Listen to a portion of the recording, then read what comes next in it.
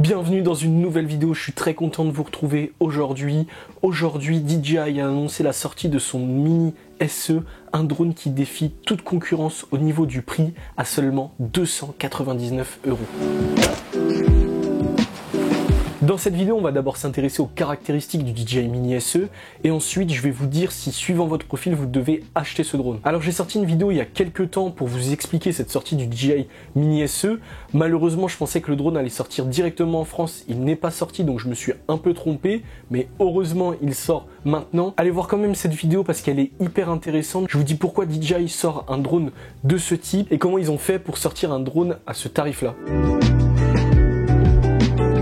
On commence tout de suite avec les caractéristiques de ce drone et le plus intéressant, son tarif à partir de 299 € en pack simple et 399 € si vous le prenez en pack Flymore Combo. Le pack Flymore Combo c'est quoi? C'est un pack qui est un peu plus intéressant même s'il est plus cher parce qu'il contient 3 batteries en plus avec un hub de chargement pour ces 3 batteries mais aussi des hélices de rechange ou encore une pochette où vous pouvez tout ranger à l'intérieur. Alors ça va être intéressant de comparer ce tarif du DJI Mini SE au Mavic Mini et au Mini 2 qui sont ses grands frères qui lui ressemblent beaucoup. Vous allez le voir juste après. Le Mavic Mini, quand il est sorti à 399 € et à 499 € en pack Flymore Combo.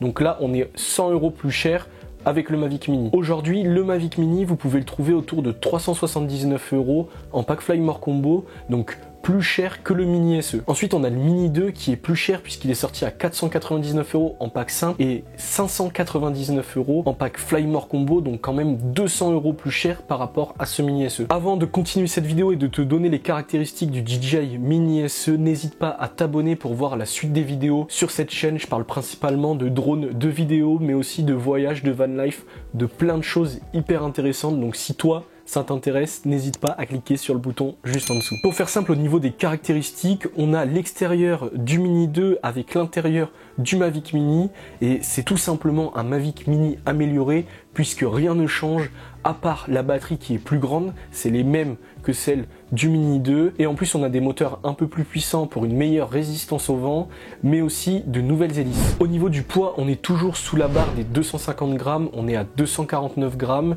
Malheureusement, on n'a toujours pas de marquage CE comme tous les autres drones de DJI. Du côté de la vidéo et de la photo, on fait un copier-coller du Mavic Mini puisqu'on reprend exactement le même capteur et les mêmes performances, c'est-à-dire qu'en vidéo, on peut filmer jusqu'en 2,7K à 30 images par seconde avec un débit de 40 mégabits par seconde.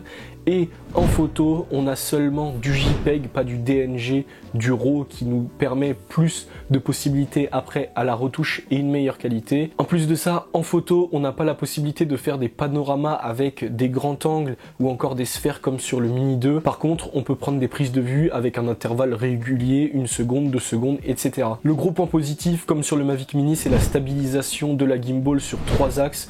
Donc là, vous savez que vous aurez une bonne stabilisation et que votre image ne va pas bouger dans tous les cas. En dessous ce Mini SE, on a le même capteur que sur le Mavic Mini et malheureusement pas le Mini 2 puisque ce capteur là il fait GLONASS et GPS mais malheureusement on n'a pas la fonction Galileo qui est un système de positionnement par satellite initié par l'Union Européenne, donc on aura sans doute une moins bonne précision que sur le Mini 2 mais elle sera bien aussi bonne que le Mavic Mini, ce qui est une bonne nouvelle parce que j'ai eu le Mavic Mini et de ce côté là c'était très bon, il ne bougeait pas quand il restait en stationnaire. On prend la même et on recommence, on continue avec la même application DJI Fly, donc l'application qui est déjà pour le Mavic Mini, le Mini 2, le DJI R2S et même le Mavic Pro 3 qui vient de sortir.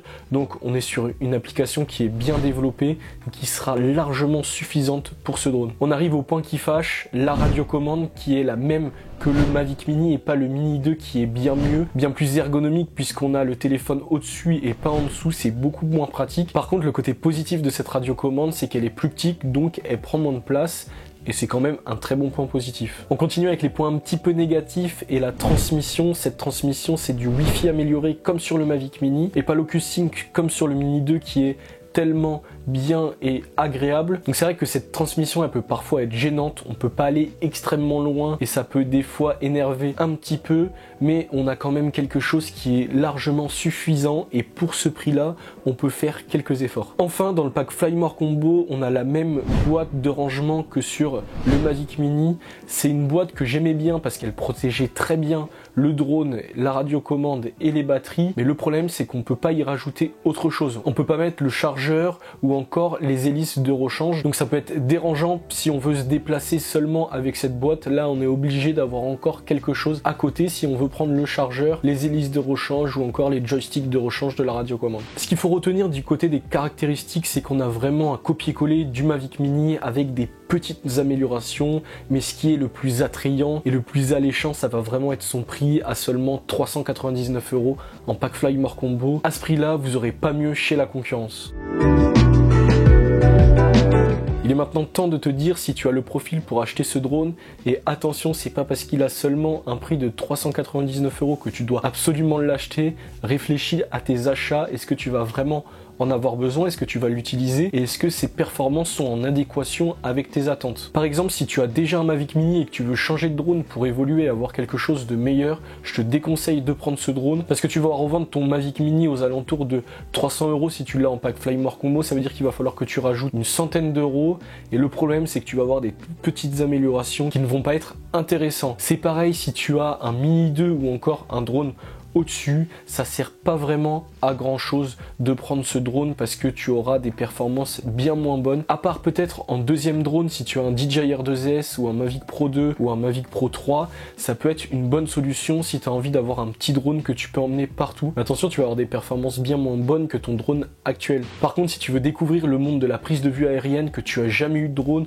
ou alors que tu as eu des petits drones comme le DJI Tello par exemple, qui est bien comme jouet mais où on ne peut pas vraiment créer du contenu, des vidéos, des photos, là ça va être le drone parfait pour toi parce que tu as un drone qui défie toute concurrence au niveau du prix et en plus on a un très bon rapport qualité-prix puisque pour rappel, il y a quelques années le Mavic Mini sortait avec à peu près les mêmes caractéristiques mais pour une centaine d'euros plus cher. Donc là, à partir de ce moment-là, si tu es débutant, que tu as envie de découvrir le monde du drone et que tu n'as pas un budget illimité, je te conseille de te diriger vers ce drone. Attention, tu as le Mini 2 qui est à 200 € plus cher, mais si tu mets ces 200 €, je t'assure que tu verras la différence et tu auras un drone bien meilleur avec le Mini 2 que le Mini SE, mais c'est un choix à faire et c'est surtout suivant le budget. Et ce drone, je le trouve aussi intéressant puisque maintenant, on va dire que c'est le plus bas de gamme de DJI, tu n'as pas de drone en dessous et tu n'as pas non plus de drone dans la concurrence à ce prix-là avec ses performances.